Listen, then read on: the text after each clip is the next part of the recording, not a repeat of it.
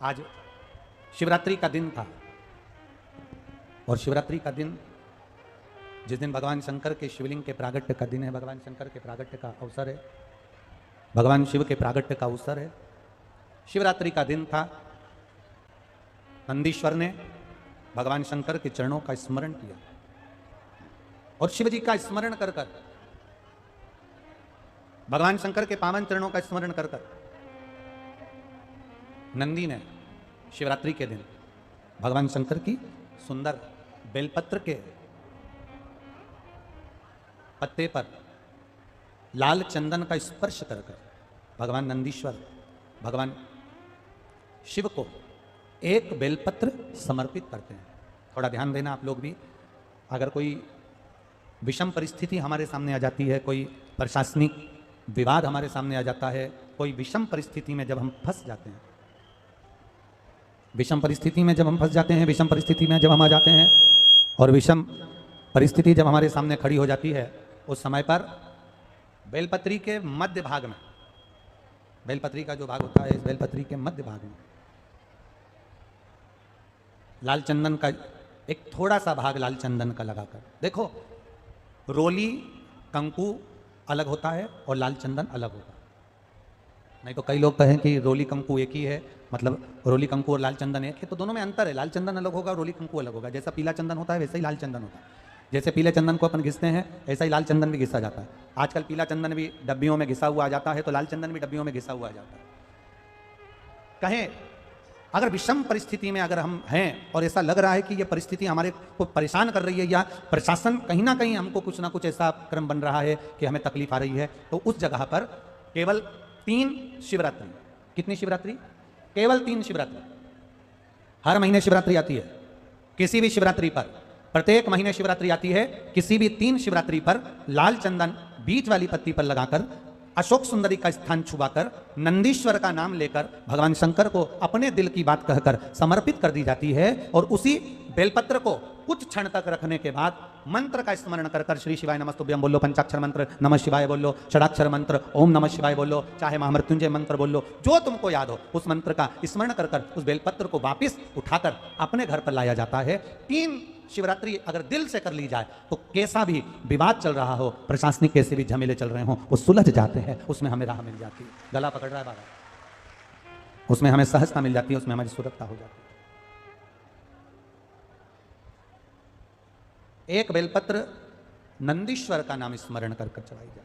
हमने आपको पहले कहा था कि दवाइयां खाओ, अगर डॉक्टर को दिखा कर आ रहे हो, दवाइयां खा रहे हो, दवाई नहीं लग रही है, शरीर ठीक नहीं हो रहा, तो कौन से महादेव का नाम लेकर दवाई खाना चाहिए? जम के बोलो जरा, कुंदकेश्वर। कौन से महादेव? कुंदकेश्वर। अगर हमको लग रहा है कि हमेशा घर में क्लेश हो रहा है, लड़ाई हो रही है, झगड़ा हो रहा है, विवाद पर विवाद हो रहा है, तो लोटा भरकर जल अवधूतेश्वर महादेव का नाम लेकर चढ़ाया जाता है। कौन से महादेव? अवधूतेश्वर। भगवान का अवधूतेश्वर नाम लेकर चढ़ाया जाता है। शिव तत्व की प्राप्ति हो जाती है, भगवान शंकर का संवाद हो जाता है, शंकर का गुणगान हो जाता है।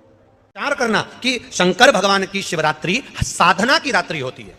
शंकर भगवान की शिवरात्रि एक आराधना की रात्रि होती है। हमने पहले भी कथाओं में कहा, हर महीने शिवरात्रि आती है, प्रत्येक महीने शिवरात्रि पड़ती है, और प्रत्येक महीने की शिवरात्रि पर अगर आपसे बन सके, आप दुनिया में अगर आपके पास में लोग कहें कि ये बहुत गरीब व्यक्ति है, बहुत साधारण व्यक्ति है, इसके पास धन नहीं है, वैभव नहीं है, सत्ता नहीं है, इसके पास खुद का मकान नहीं है, इसके पास खुद की प्रॉपर्टी नहीं है, इसके पास खुद की दुकान नहीं है, दूसरे के यहाँ काम करता है, इसके पास कुछ भी नहीं है, हम उनसे कहेंगे 12 महीने शिवरात्रि आती है, 5 जगह पर चढ़ाई हुई बेलपत्र, आप 1 वर्ष 12 शिवरात्रि का एक नियम ले लो, 5 जगह पर बेलपत्र समर्पित करना सीख जाओ। एक बेलपत्र, ये शिवलिंग, ये जलाधारी, बहुत ध्यान से देखना, ये चरण जहां से जल नीचे गिरता है, गणेश जी का स्थान, कार्तिकेय जी का स्थान, ये हस्तकमल माता पार्वती जी का हस्तकमल, शिवलिंग भगवान शंकर का स्थान। ऊपर से जो एक एक बूंद जल शिवलिंग के ऊपर गिर रहा है, शंकर भगवान की 5 बेटियां, जया, विषहरा, शामरीबारी, दौतली, देव। बीच में जो एक मोटी सी लाइन है वो शंकर भगवान की छोटी लड़की, क्या नाम है? अशोक सुंदरी। ये पूरे शिवलिंग का वर्णन। 5 जगह पर बेलपत्र, 5 स्थान पर बेलपत्र। 12 महीने की शिवरात्रि। आप दूसरे के यहाँ काम कर रहे हो, नहीं है नौकरी, नहीं है काम, दूसरे के मकान में रह रहे हो, खुद का मकान भी नहीं, खुद का प्लाट भी नहीं, खुद की प्रॉपर्टी भी नहीं, बहुत संघर्ष की जिंदगी जी रहे हो, ठेला धका रहे, लौरी चला रहे, गाड़ी चला रहे, ऑटो चला रहे, अपने लिए करने का प्रयास करना। घर में जितने सदस्य हैं, 12 महीने शिवरात्रि आती है, एक बेलपत्र अशोक सुंदरी वाली जगह पर, डंडी का मुंह नीचे की ओर, दूसरी बेलपत्र माता पार्वती जी के हस्त कमल पर, ये दो पत्ती जो होती है, इस पत्ती के दो भाग शिवलिंग के बीच में हो। तीसरी बेलपत्र भगवान शंकर के शिवलिंग पर डंडी का भाग आपके विपरीत दिशा में हो, विपरीत दिशा में। चौथी बेलपत्र भगवान शंकर का जहां से जल बहकर जाता है, जमीन पर जो जल बहता है, जमीन पे से जो जल बहकर जाता है, चौथी बेलपत्र उस जमीन के जल पर जहां से वो पानी बहकर जा रहा है, पूरे शिवलिंग को छोड़कर जहां से पानी जमीन पर बहकर जा रहा है उस स्थान पर। और पांचवी बेलपत्र नंदी का जो पांव ऊपर उठा हुआ है उस पांव के पास में पांचवी बेलपत्र समर्पित करना। एक शिवरात्रि से लेकर 12 शिवरात्रि जो 1 वर्ष तक कर लेता है, 1 वर्ष अपनी कड़ी मेहनत के साथ में मेहनत पूरी करना। और ये 5 बेलपत्र हर महीने जो शिवरात्रि आती है उस पर समर्पित करना प्रारंभ कर दीजिए और मेहनत करना प्रारंभ कर दीजिए। आपको आपके कर्म का फल मिलेगा। साल भर के अंदर आप अच्छे बनकर बैठ सकते हैं। शिवरात्रि 12 महीने आती है, 12 हर महीने शिवरात्रि।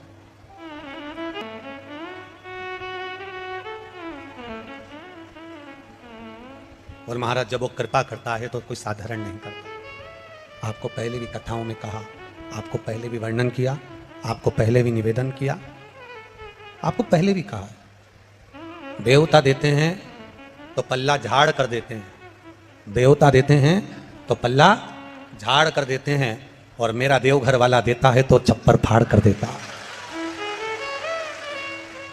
मेरा देव अधिदेव महादेव देता है तो छप्पर फाड़ कर देता है। कोई साधारणता में मेरा बाबा कभी नहीं देता, साधारणता में मेरा बाबा देता ही नहीं।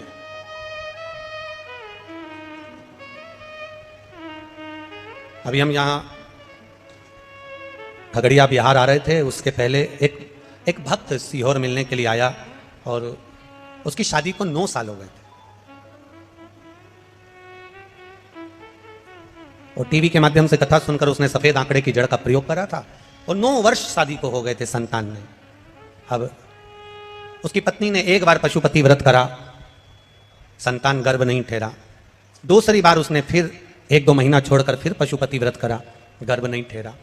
तीसरी बार फिर पशुपति व्रत करा, गर्भ नहीं ठहरा। चौथी बार पशुपति व्रत करने के लिए आतुर हुई और बाबा की कृपा, पहला सोमवार पूरा हुआ और डॉक्टर ने बोला कि तुम्हारा गर्भ ठहर गया। डॉक्टर बोले तुम्हारा गर्भ ठहर, यहीं ऊपर एक कुर्सी ला दो उनकी।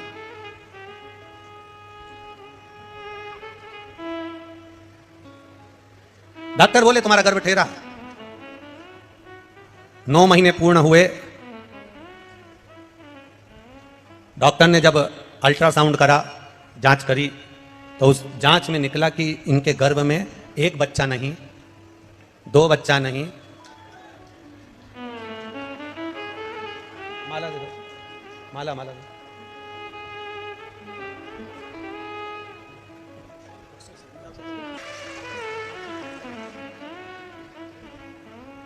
जब गर्भ की जांच हुई और अल्ट्रासाउंड कराया, सोनोग्राफी कराई, तो मालूम पड़ा इनके गर्भ में 1 बच्चा नहीं, 2 बच्चे नहीं, 3 बच्चे गर्भ के अंदर हैं।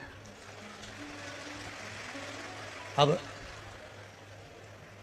बड़ा आश्चर्य हुआ। जो मां थी जिसका गर्भ ठहरा था वो बेचारी घबरा गई। अब करें तो करें क्या, क्या करा। आखिरी में पति ने कह दिया तो चिंता मत कर। सियोर वाला महाराज कहता है सारी समस्या का हल 1 लोटा जल। शिव जी को 1 लोटा जल चढ़ाएंगे, रोज पिएंगे। डॉक्टर ने कहा है 3-3 बच्चे हैं, इनका ग्रोथ होना बड़ा कठिन है। पूरे 9 महीने जल चढ़ाकर दोनों पति पत्नी पैदल मंदिर तक जाना, जल चढ़ाना, पीना, और बाबा की कृपा से गर्भ से 3 पुत्रों ने जन्म लिया। शिव की कृपा।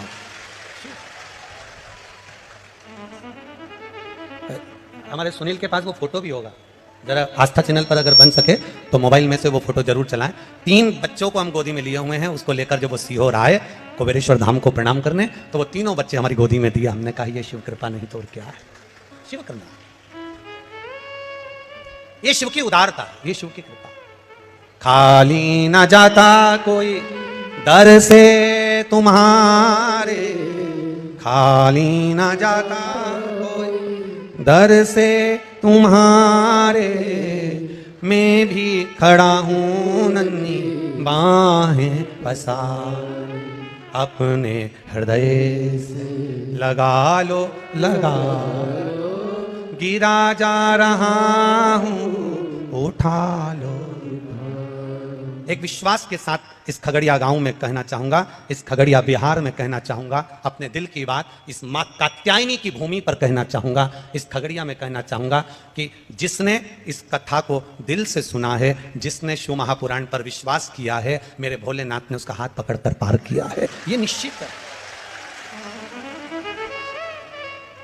आप अगर वो सुनील दिखाना बाबू कैमरे से, प्रयास करना कि उसको चैनल पर दिखाया जाए। तीनों बच्चों के फोटो एक विश्वास के साथ में, एक एनर्जी के साथ में, एक बल के साथ में, अग्रण्यता हो। आपका भरोसा पक्का रखिए। ये तीन बेटों ने पत्र लिखा कि हमारी नौकरी लगी, इन्होंने विश्वास पक्का रखा। अपना कर्म करा, अपनी मेहनत करो, मेहनत करने के लिए कभी पीछे मत हटना। गीता जी में भगवान कृष्ण कहते हैं मेहनत से पीछे मत हटो, कर्म करते रहो। शंकर भगवान नंदी को ज्ञान देते हैं तो कहते हैं मेहनत करो, कर्म से पीछे मत हटो। भगवान शंकर ने भस्मासुर को जब ज्ञान दिया, सोने का कंकण दिया, तब कह दिया कर्म करना। भगवान शंकर ने लंकाधिपति रावण को जब सब कुछ प्रदान करा तो कह दिया अपना कर्म से पीछे मत हटना। भगवान शंकर कर्म कहने करने का वर्णन करते हैं, मेरा शिव कर्म को प्रधान मानता है। कर्म करो और कर्म के साथ में विश्वास पक्का रखो। जब हमारा विश्वास, जब हमारी दृढ़ता पक्की होगी तो ये निश्चित है हमें शिव तत्व प्राप्त होगा और हम जो चाहेंगे वो मेरा भोलेनाथ प्रदान कर देगा। ये शिव तत्व की प्राप्ति तब हो जाती है। आप मित्रता 200 से, आपके क्लास में 200 लोग हैं, 200 लड़के हैं, 200 बच्चे हैं, उनसे मित्रता मत रखो। 2-1 से मित्रता पूरी होगी। 40 बच्चे हैं, 1-2 से मित्रता पूरी होगी। उसी तरह संसार में ना जाने कितनों से मिलना होगा, पर एक मिलन मेरे महादेव से ऐसा मित्रता का रखना कि बाबा के ऊपर सब छोड़ देना कि अब तेरे ऊपर छोड़कर चल रही हूं। मैंने सुना शिव महापुराण में कि तू एक कंकर में शंकर समाहित होता है। मैंने सुना शिव महापुराण में एक लोहे के टुकड़े को भी तू सोना बना देता है। मैंने सुना शिव महापुराण में एक कांच के टुकड़े को तू हीरा बना देता है। मैंने सुना शिव महापुराण में कि 12 शिवरात्रि का जो वर्णन है करा, 12 शिवरात्रि का जो स्मरण करा, 5 बेलपत्र का जो वर्णन किया, वो बेलपत्र का मैं भी वर्णन, मैं भी उसको चढ़ाना प्रारंभ करूं। 12 शिवरात्रि पूरी होगी, मेरा देव अधिदेव महादेव सुनेगा जरूर और मेरी झोली भरेगा जरूर। अब इसमें एक नियम भारी है, वो नियम का स्मरण करना कि नियम कैसा चाहिए। आप कर्जे में हो गए, परेशान हो गए, टेंशन में आ गए, जिंदगी बेकार सी लग रही है, निवेदन है मेहनत करना। जो काम को कर रहे हो, दुकान लगा रहे हो, जो कार्य कर रहे हो, ठेला चला रहे हो, ऑटो चला रहे हो, चलाते रहो, पर उसके साथ में बाबा पर भरोसा रखो। इसमें एक नियम भारी है। कौन सा नियम? कि मान लो 12 शिवरात्रि में आप 1-2 शिवरात्रि शिव जी के मंदिर पहुंच गए, तीसरी शिवरात्रि पर भूल गए या किसी कारणवश कहीं दूर चले गए, ना जा पाए, तो घर के जितने सदस्य हैं सबसे निवेदन है कि 12 महीने की शिवरात्रि का नियम बना रहे हो तो घर के सभी लोग बेलपत्र चढ़ाने का नियम बनाओ। उसका कारण यह है, घर का एक व्यक्ति अगर बाहर चले भी गया, घर का दूसरा व्यक्ति शिवरात्रि को भूल भी गया, घर का तीसरा व्यक्ति किसी कारणवश काम में लग भी गया, तो घर का चौथा व्यक्ति तो शिवरात्रि याद रखेगा और हमारा नियम पूरा हो जाएगा। नियम पूरा हुआ तो हमारा कार्य पूरा। हम उस नियम को पूरा करें, हम उस कार्य को पूरा करें।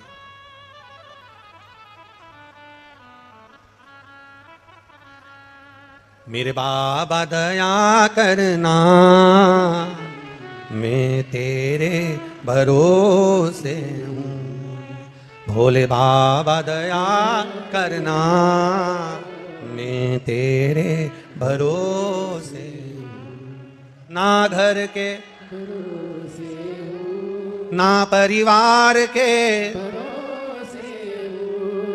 मेरे बाबा दया करना, मैं तेरे भरोसे।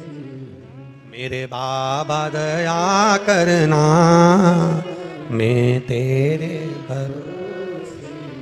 ना इनके भरोसे हूँ, ना उनके भरोसे हूँ, ना इनके भरोसे हूँ, ना भरोसे हूँ। मेरे बाबा दया करना, मैं तेरे भरोसे हूँ। मेरे बाबा दया करना, मैं तेरे भरोसे।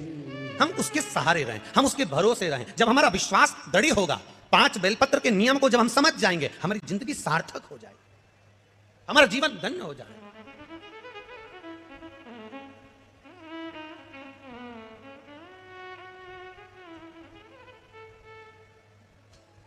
बाबा से विश्वास, भरोसा, दृढ़ता।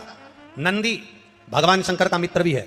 नंदी भगवान शंकर का गुरु भी है, नंदी भगवान शंकर का शिष्य भी है, नंदी भगवान शंकर का गण भी है, नंदी भगवान शंकर का वाहन भी है, नंदी भगवान शंकर का अवतार भी है, नंदी भगवान शंकर का पुत्र भी है। नंदी ये कोई साधारण नहीं, जिस नाम को नंदीश्वर शिव महापुराण को हम सुन रहे हैं, इसको समझना जरूरी है। शंकर भगवान ने नंदी को एक बार गुरु भी माना है।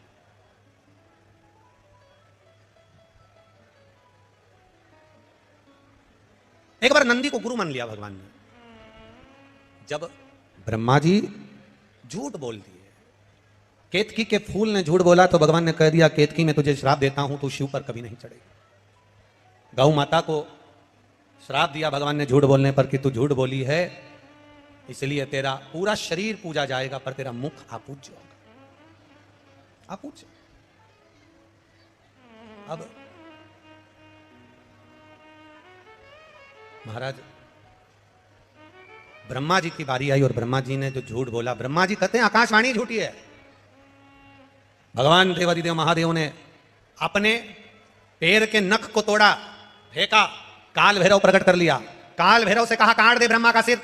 ब्रह्मा जी के 5 मुख थे, 4 मुख से वेद शास्त्र पुराण का वर्णन करना और 1 मुख से ब्रह्मा जी को केवल निंदा या अपशब्द कहना। भगवान ने तुरंत उसके शीश को कटवा दिया। ब्रह्मा का शीश कटा, शीश कटा हुआ देवादिदेव महादेव के हाथ में आकर चिपक गया।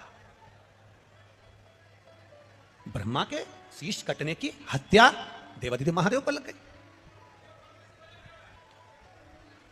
कपाल लग गया हाथ से, शीश लग गया हाथ में,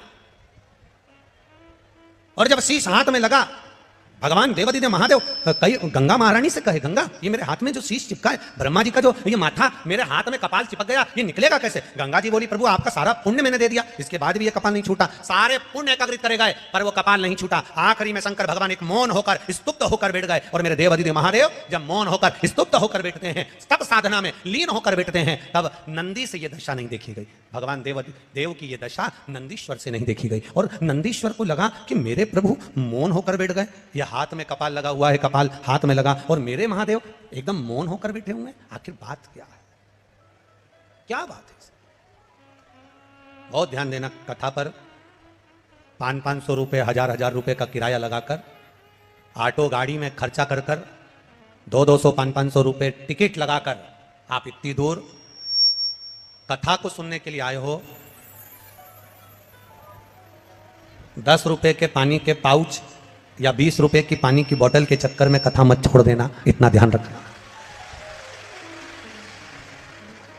हमने पहले भी कथा में कहा है आपको, कथा सुनने आओ तो पानी की कितनी बोतल साथ लेके आओ? जम के बोलो जरा। पानी की 2 बोतल अपने साथ में लेकर आओ, एक अपने लिए और एक अपने पास में जो बैठा हो, जिसको अपन नहीं पहचानते, नहीं जानते, और उसको प्यास लगे तो पानी दे दो। अपने बैग में 4 बिस्कुट के पुड़े डाल लाओ, 2-4 टॉफी डाल लाओ। अगर किसी को लगे, बच्चे हैं, बड़े हैं, भूखा है, प्यासा है, बैग में से निकाल कर दे दो।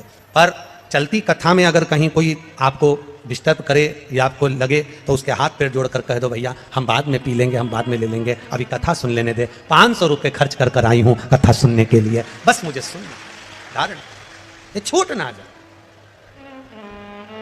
बहुत बहुत ये गोस्वामी परिवार ने अगर कथा करवाई है तो ये साधारणता नहीं है। स्वर्गीय श्री गौरी शंकर जी गोस्वामी, स्वर्गीय देव की देवी गोस्वामी, ये पूर्वज कोई साधारण नहीं होंगे, जिनके पुत्र श्री नवीन कुमार गोस्वामी ने ये कथा का आयोजन रखा है। एक बार जोरदार ताली बजाएं कि ये कथा की सहजता नहीं है हमारी। वो भक्ति का बल बढ़ाइए, भजन का बल बढ़ाइए। हाथ में कपाल चिपका है, ब्रह्मा जी का कटा हुआ शीश चिपका है, और हाथ में जब ब्रह्मा जी का कटा हुआ शीश चिपका हुआ है, भगवान शिव तब साधना करने के लिए बैठ गए। अब वो कपाल हाथ से निकल नहीं रहा। गंगा महारानी भी कह रही है कि मैंने सारा पुण्य दे दिया, पर ये कपाल नहीं निकल रहा। यमुना जी कह रही है मैंने पूरा पुण्य दे दिया, सरयू जी कह रही है, नर्मदा जी कह रही है सारा पुण्य दे दिया, पर ये कपाल हाथ से छूट नहीं रहा। नंदीश्वर से नहीं देखा गया, भगवान शिव के प्रिय गण नंदी से नहीं देखा गया। और जब नंदीश्वर से नहीं देखा गया तो नंदीश्वर उसी समय पर वहां से ओझल हो जाते हैं, चले जाते हैं।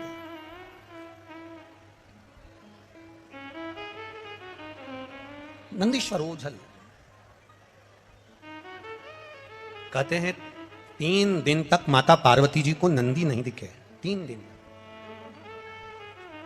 अब जब 3 दिन तक माता पार्वती जी को नंदी नजर नहीं आ रहे, 3 दिन तक माता पार्वती जी को नंदीश्वर नहीं दिखे, तो पार्वती जी के हृदय में भाव आया कि नंदीश्वर गए कहाँ आके। अब 3 दिन तक ना दिखने के बाद में नंदीश्वर ने एक छोटे से बछड़े का रूप ले लिया, और छोटा सा गाय का बछड़ा, छोटा सा गाय के बछड़े का रूप रखकर नंदीश्वर भगवान शंकर जहां तप साधना कर रहे थे, गाय के बछड़े का रूप धरकर नंदीश्वर भगवान शंकर के पास में आ गए। और बछड़े का रूप लेकर नंदीश्वर शिव जी के पास में आकर जब रंभाना प्रारंभ करा, मां कहकर पुकार रहे हैं, मां कहकर पुकार रहे हैं, ओम कहकर पुकार रहे हैं, मां कहकर पुकार रहे हैं।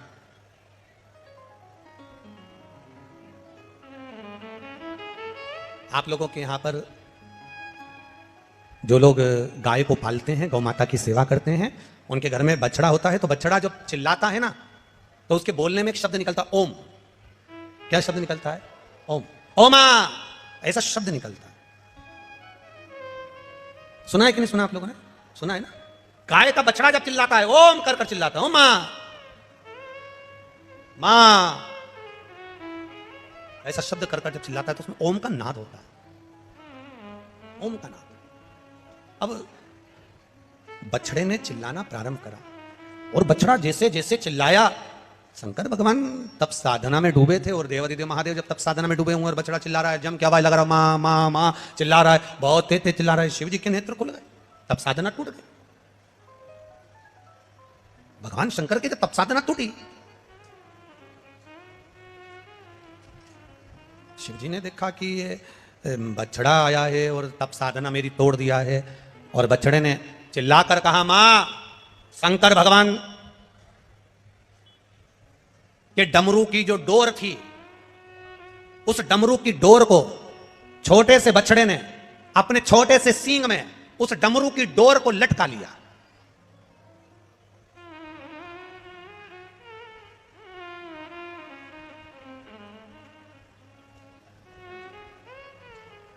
डमरू की डोर को अपने छोटे से सींग में लटका लिया, और डमरू को लेकर मेरे उस छोटा सा बछड़ा भागते भागते भागते भागते जा रहा, छोटा सा बछड़ा। पहुंच गए पंचवटी, नासिक, गोदावरी का तट, और मां गोदावरी के तट पर जैसे ही वो बछड़ा पहुंचा, शंकर भगवान के डमरू को बछड़े ने वहां गिरा दिया, और बछड़े ने वहां गिराया जहां डमरू गिरा। गिरते से ही गोदावरी के तट पर मेरे शंकर भगवान तब साधना करने के लिए बैठे, गोदावरी का स्नान करा, स्नान कर कर मेरे महादेव जैसे ही बैठे, मात्र कुछ क्षण बीते थे, और वहां बैठकर जब शंकर भगवान ने जैसे ही आराधना करना प्रारंभ करी, साधना करना प्रारंभ करी, हाथ में चिपका हुआ ब्रह्मा जी का कटा हुआ कपाल, सिर हाथ से नीचे गिर गया। हाथ से जैसे कपाल छूटा, तब वहां शंकर भगवान कपालेश्वर महादेव के रूप में विराजमान हो गए। कपालेश्वर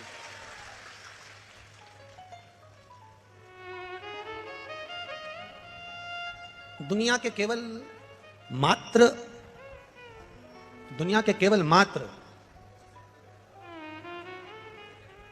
केवल 2 या 3 मंदिर ऐसे हैं जिस मंदिर में शंकर जी के सामने नंदी नहीं है। एक अमरनाथ की गुफा, जिसमें शंकर जी के शिवलिंग के सामने नंदी, बोलो बोलो जम के, नहीं है। दूसरा पंचवटी नासिक, मां गोदावरी के तट पर कपालेश्वर महादेव, जिनके सामने नंदी नहीं है। क्यों? नंदी छोटे से बछड़े का रूप रखकर शंकर भगवान को ज्ञान दिया, बिठाया, तप कराया, हाथ से कपाल छूट गया। जब नंदी सामने आया, तब शंकर भगवान ने नंदी के हाथ जोड़ लिए, तूने मुझे गुरु बनकर ज्ञान दिया है, मेरे सामने अगर शीश नवाकर बैठेगा, मैंने तुझे गुरु माना है, शीश नवाकर बैठेगा तो मेरे गुरु का अपमान हो जाएगा, इसलिए इस मंदिर में तू मेरे सामने मत बैठ, चले जा।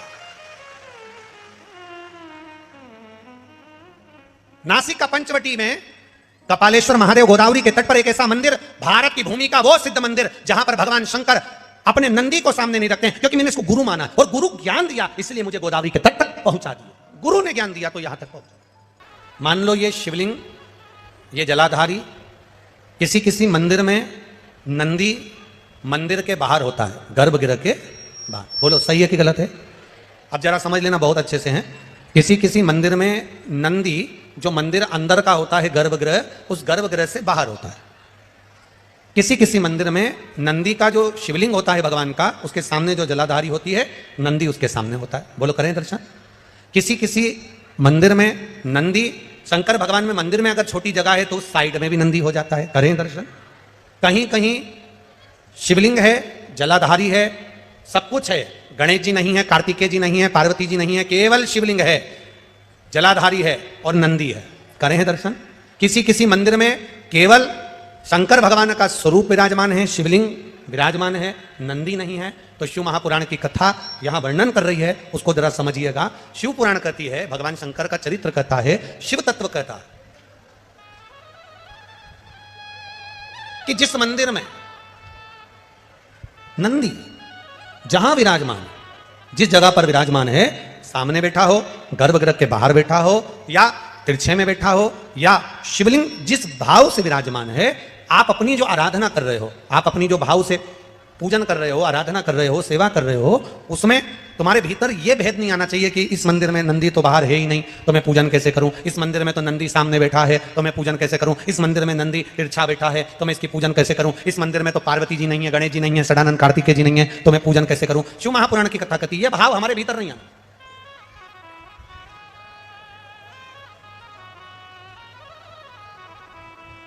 शिव का ओटला, ओटले से मतलब है कि कहीं कहीं वृक्ष के नीचे भगवान शंकर बैठे रहते हैं, तो वहां मंदिर नहीं होता, केवल एक ओटला है, केवल ओटला, और उस पर शिवलिंग रखा हुआ है।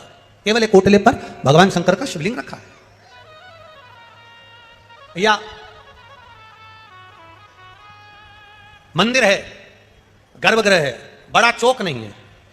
शिव महापुराण की कथा कहती है, जहां पर शंकर भगवान विराजमान होते हैं, जहां शिवलिंग रखा हुआ होता है, जिस ओटले पर शंकर भगवान का शिवलिंग विराजमान होता है, जिस गर्भगृह में शंकर भगवान का शिवलिंग विराजमान होता है, अगर वहां नंदी का भी तुमको दर्शन नहीं हो रहा है, वहां नंदी तुम्हें दिखाई नहीं पड़ रहे हैं, तो भी तुम यह मानकर चलना कि बिना नंदी के शंकर भगवान वहां बैठा ही नहीं है। ओटले पर भी अगर बैठा है तो नंदी की पीठ पर ही बैठा है।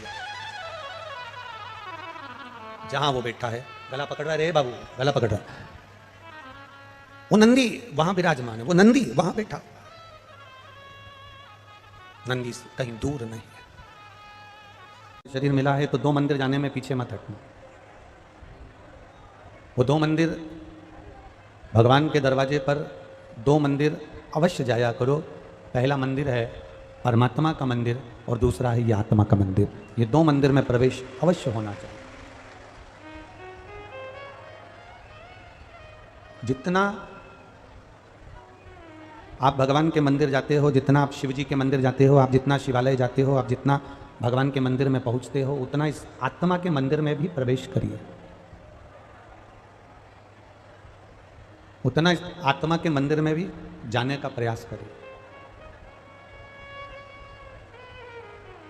आत्मा के मंदिर में परमात्मा में बैठा हुआ मिलता है, पर उस आत्मा के मंदिर में आप प्रवेश कैसे करोगे। शिव महापुराण की कथा कहती है, किसी भूखे को भोजन कराकर, किसी प्यासे को पानी पिलाकर, जिसको औषधि की जरूरत हो उसको औषधि देकर, जिसको धैर्य की जरूरत है उसको धैर्य प्रदान कर कर, जिसको जिस चीज़ की उसको जरूरत लग रही है उसके जीवन में, अगर उसका दुख थोड़ा भी हल्का कर सको, उसका दुख थोड़ा भी समाप्त कर सको, तो उससे बढ़कर कोई सुख नहीं है महाराज। ये आत्मा का मंदिर का प्रवेश द्वार है।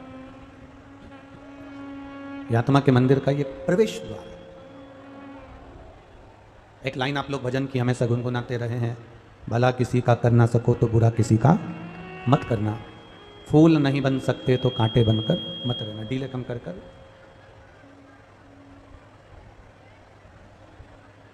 यह आत्मा का जो मंदिर है, ये दुनिया के लोगों को सुख देने का कार्य करता। आप जब निकलते हो, आप जब जाते हो, गाड़ी में बैठकर जा रहे होते हो, कोई मांगने वाला आपके पीछे पड़ गया, कोई मांगने वाला आपके यहाँ आ गया, कोई मांगने वाला आपके पीछे पड़ गया, आप निकल कर जा रहे हो और कोई ने गाड़ी का कांच बजाया, कोई ने दरवाज़ा बजाया, कुछ दे दीजिए हमको, कुछ हमें प्रदान कर दीजिए। और एक सरल सी बात है, एक जायज़ सी बात है। अगर कोई आपका गाड़ी का दरवाज़ा बजा रहा है, गाड़ी का शीशा बजा रहा है, गाड़ी का कांच बजा रहा है, तो कोई भी होगा वो भिक्षुक को देखकर, भिखारी को देखकर कांच को चढ़ा लेगा। कोई भी हो, अगर कोई भिखारी, कोई भिक्षुक आपका दरवाज़ा बजा रहा है गाड़ी का, तो आप भिखारी को देखकर, भिक्षुक को देखकर गाड़ी का कांच चढ़ा लेंगे। कोई भी होगा, एक सहज वाली बात है कि कहीं पीछे ना पड़ जाए, बार बार पीछे पड़ेगा, बार बार मांगेगा, तो वो गाड़ी के कांच को चढ़ा देता है। पर शिव महापुराण की कथा बड़ी सुंदर बात करती है। ये नंदीश्वर शिव महापुराण की कथा जो खगड़िया बिहार में चल रही है, इस कथा को अपने भीतर उतारना, ये एक बात बड़ी सुंदर कहती है। आप अपनी गाड़ी में जेब में पैसा रखें ना रखें, पर प्रयास करा करो अपनी गाड़ी में अपने घर से चलो तो 2 रोटी या कुछ खाने का सामान अपनी गाड़ी में लेकर चलो, जिससे कोई मिले, हम उसको अगर पैसा, और हम फिर कहेंगे लक्ष्मी, गाय और बेटी, ये 50 बार विचार करना, फिर देना। पैसा हर किसी के कटोरे में मत डाल देना।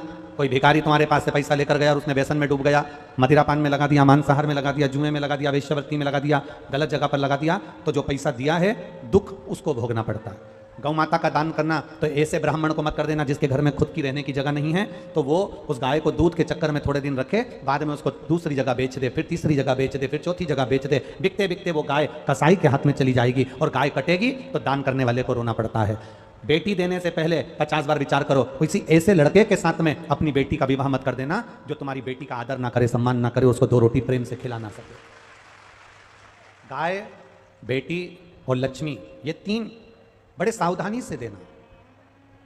अपनी गाड़ी में आप भिखारी को देने के लिए पैसे ना रखें, कोई बात नहीं, अपनी गाड़ी में कोई खाने का सामान, कोई बिस्कुट का पूड़ा, कोई सामग्री, कोई 2 रोटी, कोई 1 रोटी अपनी गाड़ी में जरूर रखो। कोई दरवाजा बजाएगा तो उसको मैं ये 2 रोटी निकाल कर दे दूंगा, जिससे उसके उदर की पूर्ति होगी। अन्न दान से बड़ा दुनिया में कोई दान नहीं है।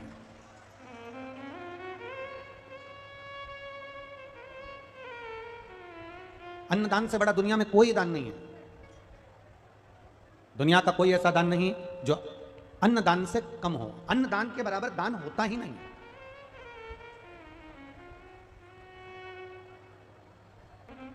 आपने अगर किसी भूखे को भोजन कराया है, किसी प्यासे को पानी पिलाया है, किसी को एक अन्न का दाना भी अगर आपने दिया है, तो उसके बराबर कोई दुनिया का दान नहीं।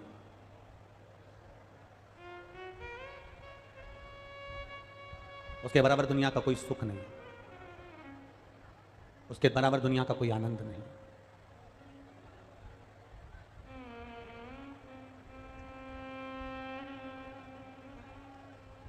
शिव कथा कर रही है। एक भिखारी को देखकर हम गाड़ी का कांच ऊंचा कर लेते हैं कि ये पीछा ना पकड़ ले, मुझे देना ना पड़ जाए। आप धन भले मत दो, पर खाने का अन्न अवश्य दो। शिव पुराण कहती है, जैसे हम भिखारी को देखकर कांच चढ़ा लेते हैं, मान लो तुम भगवान के मंदिर गए और तुमने भगवान से कुछ मांगा और भगवान ने भी अपना कांच चढ़ा लिया, तो तुम्हें कैसा लगेगा, वो विचार करिए। हम ये नहीं कहते कि तुम तुम्हारा सर्वस्व लुटा दो या तुम्हारा पूरा धन तुम लुटा दो या दान कर दो, उससे मतलब नहीं। हम तो स्पष्ट आपसे कहना चाहेंगे कि सबसे पहले अपने परिवार में देखो कोई दुखी तो नहीं है, फिर अपने रिश्तेदारों में देखो कोई दुखी तो नहीं है, फिर अपने मोहल्ले में देखो कोई दुखी तो नहीं है, फिर अपनी कॉलोनी में देखो कोई दुखी तो नहीं है, फिर अपने प्रदेश में देखो कोई दुखी तो नहीं है, फिर अपने देश में देखो कोई दुखी तो नहीं है। अर्थात हम अगर पूरे संसार के लोगों का भला नहीं कर सकते, तो अपना कोई परिचित हो जिसको दवाई की जरूरत हो, जिसको भोजन की जरूरत हो, उसको आगे बढ़कर, अगर भगवान ने हमको दिया है तो उसको आगे बढ़कर हमें सहयोग प्रदान करना चाहिए।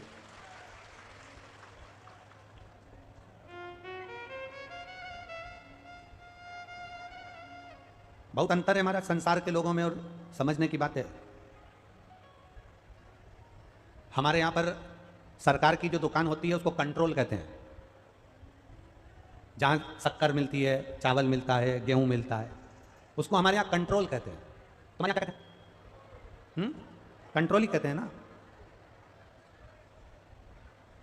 गरीब में और अमीर में एक अंतर बड़ा भारी है। गरीब शक्कर खाने के लिए, शुगर खाने के लिए, शक्कर के लिए कंट्रोल की दुकान का चक्कर लगाता है। लगाता है कि नहीं लगाता? जम के बोलो जरा, लगाता है ना। गरीब शक्कर खाने के लिए कंट्रोल की दुकान का चक्कर लगाता है और अमीर शक्कर को कंट्रोल करने के लिए डॉक्टर का चक्कर लगाता है।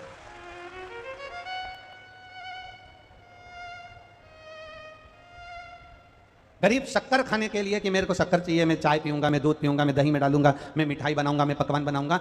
गरीब शक्कर खाने के लिए कंट्रोल दुकान का चक्कर लगाता है, और अमीर शुगर को, शक्कर को कंट्रोल करने के लिए डॉक्टर का चक्कर लगाता है। इन दोनों में जमीन और आसमान का अंतर है।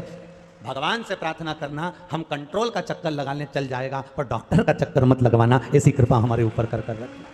हम कंट्रोल का चक्कर लगाएं चलेगा, पर बार बार दौड़कर हमें डॉक्टर के पास जाना पड़ रहा है, बार बार दौड़कर हमें कितनी कितनी शरीर में बीमारियां बढ़ती चली जा रही है। पहले कैंसर जैसा रोग गांव में, नगर में, शहर में 1-2 लोगों को होता था। आज के ज़माने में कैंसर जैसा रोग जिसको देखो मोहल्ले में 2-4 को हो जाता है। बड़ा दिल दुखता है, बड़ा हृदय दुखता है। ये लीवर, ये किडनी, ये डैमेज होती थी, खराब होती थी, कुछ इक्का दुक्का लोगों की हो जाती थी। पर आज के समय में जिसको देखो हर 4-8 घर छोड़ के किसी ना किसी को दुख है। उसका कारण क्या है? अपने दुख का निवारण कैसे कर सकते हो? अपने दुख को कैसे समाप्त कर सकते हो? हमारा केवल इतना सा निवेदन है, अपने दुख का निवारण करने का सबसे सुंदर तरीका है, अपने घर से निकलो तो अपने घर से कुछ अन्न का, बिस्कुट हो, ब्रेड हो, या रोटी हो, या चावल हो, या तुम्हारे घर में जो सामग्री हो, पत्नी से कहना 2 रोटी ज़्यादा बनाना। क्यों? मेरी गाड़ी में रख देना, पेपर में लपेट कर। मैं चौराहे से निकलता हूँ, लोग दरवाजा बजाते हैं मेरी गाड़ी का, मैं उनको ये 2 रोटी दे दूंगा। मैं वहाँ से निकलूंगा तो मैं इनको ये दे दूंगा। मैं कोई बच्चे भूखे मिलेंगे तो मैं उनको दे दूंगा। 2 रोटी मेरी गाड़ी में तू ज़्यादा रख देना, 2 रोटी मेरे टिफिन में ज़्यादा रख देना। किसी का मुंह झूठा करा दूंगा। उसका एक कारण होता है, हमारे धन, कमाए हुए धन में से अगर हम 1 रुपया भी अन्न दान का निकालते हैं, 1 रुपया का भी, 1 रोटी भी अगर हम अन्न को खिला देते हैं, तो हमारा बुढ़ापा हॉस्पिटल में नहीं निकलता, परमात्मा की शरणागति में निकलता।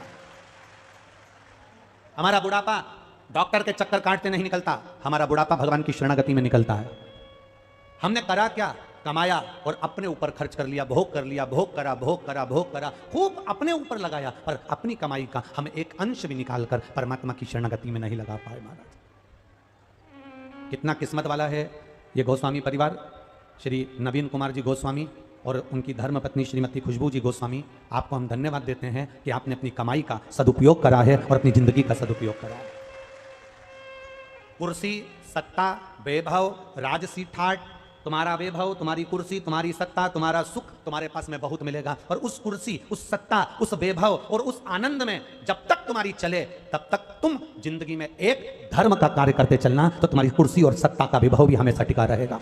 अगर हम धर्म से दूर हो गए, परमात्मा की भक्ति से दूर हो गए, भगवान के भजन से दूर हो गए, स्मरण से दूर हो गए, तो दुख भोगना ही पड़ता है।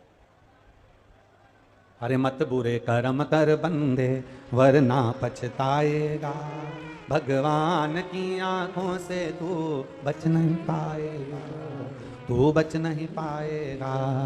अरे ओ अज्ञानी मत करना दानी, अरे ओ अज्ञानी मत कर, तेरे कर्म का फल भी तू ही पाएगा, जैसा किया तूने तेरे आगे आएगा। मत बुरे कर्म कर बंदे वरना पछताएगा, भगवान की आंखों से तू बच नहीं पाएगा, तू बच नहीं। संसार में दुख सबके साथ में है। कोई सुखी इस संसार सागर में अगर आकर कोई सुखी हो जाए, ये बहुत बड़ी बात है। महाराज शिव पुराण कहती है, कोई तन दुखी, कोई मन दुखी, कोई धन बिन रहत उदास, तुलसी या संसार में सुखी राम का दास। संसार में एक सुखी है जो परमात्मा की शरणागति में बैठा है। आप 3 घंटे कथा में बैठे हो ना, आपके 7 दिन कैसे निकल जाएंगे आपको मालूम नहीं पड़ेगा। कब कथा चालू हुई और कब आज कथा विराम होने वाली है आपको मालूम नहीं पड़ेगा। आते थे इतना धक्का तो तुमने कहीं जगह नहीं खाया होगा जितना धक्का तुमने शिव महापुराण की कथा में खाया होगा। कई जगह पर कथा होती है तो बहुत सारे वीआईपी आते हैं, कई जगह कथा होती है बहुत सारे वीआईपी आते हैं, और बाहर जो पुलिस वाले खड़े होते हैं, गार्ड खड़े होते हैं, कार्यकर्ता खड़े होते हैं, वो वीआईपी को पहचानते नहीं, उनको धक्का मारकर निकाल देते हैं। चल निकलो, जाओ उधर, उधर से बैठो, चलो। अब कार्यकर्ता को क्या मालूम कि तुम वीआईपी हो, कार्यकर्ता को क्या मालूम कि तुम कलेक्टर हो कि एसपी हो, कार्यकर्ता को क्या मालूम कि तुम्हारा पद कौन सा है, कार्यकर्ता को क्या मालूम कि तुम विधायक हो कि क्या हो, कार्यकर्ता को कुछ नहीं मालूम कि तुम्हारा पद कौन सा है, प्रतिष्ठा कौन सी है, क्योंकि वो कार्यकर्ता यहाँ का नहीं है। की कथा कर रही है। दूसरी कथाओं में जाओ तो कुर्सी ढूंढना, दूसरी कथाओं में जाओ तो वीआईपी पन ढूंढना, पर शिव महापुराण की कथा में जब भी आना तो वीआईपी बनकर मत आना, क्योंकि शंकर जी की बारात में एक भी वीआईपी नहीं गया। शिव जी की शादी में एक भी वीआईपी नहीं था। भगवान शंकर की शादी में मेरे नारायण भगवान की शादी हुई, 33 कोटि देवताओं को बुलाया। ब्रह्मा जी की शादी हुई, 33 कोटि देवताओं को बुलाया। इंद्र की शादी हुई, 33 कोटि देवताओं को बुलाया। सारे देवताओं की शादी में 33 कोटि देवता आए। शंकर भगवान की शादी में 33 कोटि देवताओं को निमंत्रण नहीं भेजा, अपने आप आए। भगवान जब अपने आप देवता आ गए तो भी भगवान शंकर ने देखा आ गए तो आ गए, आ जान दो, कोई दिक्कत वाली बात नहीं है। पर शिव जी को बेचैनी अंदर से हो रही थी। शंकर भगवान को अच्छा नहीं लग रहा था। क्यों? क्योंकि शंकर भगवान कहते हैं मैं खुद वीआईपी नहीं हूं, तो मैं वीआईपी को कैसे झेलूं, मैं तो मेरे वालों को बुलाना चाहता हूं। तो शंकर भगवान मुंह उतार कर बैठे थे। भगवान नारायण ने पूछ लिया, आपका चेहरा उतरा है, आपकी शादी हो रही है, चेहरा क्यों उतरा है? जिसकी शादी होती है वो तो बड़ा खुश होता है, आपका चेहरा उतरा है। शंकर भगवान बोले, मेरा जितने भक्त हैं, मेरे जितने गण हैं, मेरे भूत चुड़ैल डाकनी पिशाचनी, ये सब नहीं दिख रहा है, इसलिए मेरा दिल दुख रहा है। भगवान विष्णु ने कह दिया तुम बुला लो, हमें मना नहीं। शंकर भगवान ने डमरू खड़काया, डाकनी पिशाचनी चुड़ैल भूत सब आ गए। सब किसी को मतलब नहीं, कौन वीआईपी था कौन क्या था, वहां तो सब अड़भंगे होकर नाच रहे थे। आगे आगे देवता कत्थक कर रहे थे, कत्थक।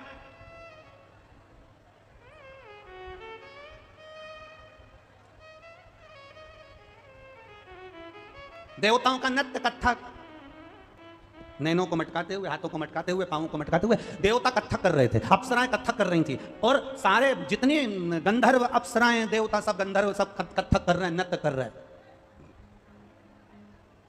इतने में एक शंकर भगवान के गण ने कत्थक करने वाले को देख लिया, और कत्थक करने वाले को देखा तो शंकर भगवान के गण ने अपने गणों से कहा कि अपने को तो नाचना भी नहीं आता, ये तो कितनी जोरदार नाच रही है, ऐसी ऐसी कर रही। तो इतने में गण शंकर भगवान के पास गया और शिवजी से पूछा, हमें नाचना नहीं आता, हम क्या करें?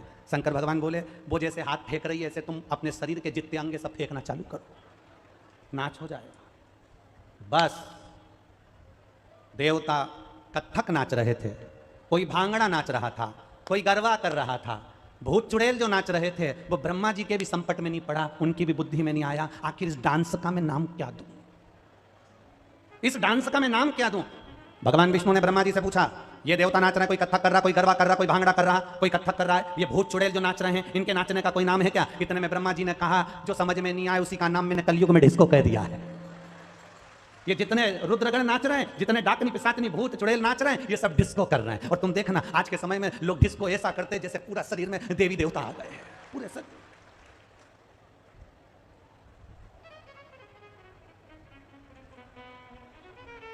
कहीं पांव हिले, कहीं हाथ हिले।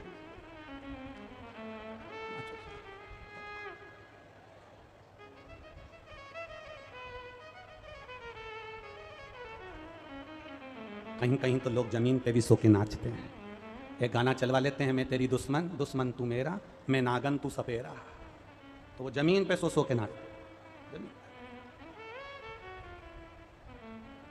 अब ईमानदारी से बोलो, ये जो नाचने का तरीका है डिस्को में, ऐसा लगता है जैसे लकवा लग गया,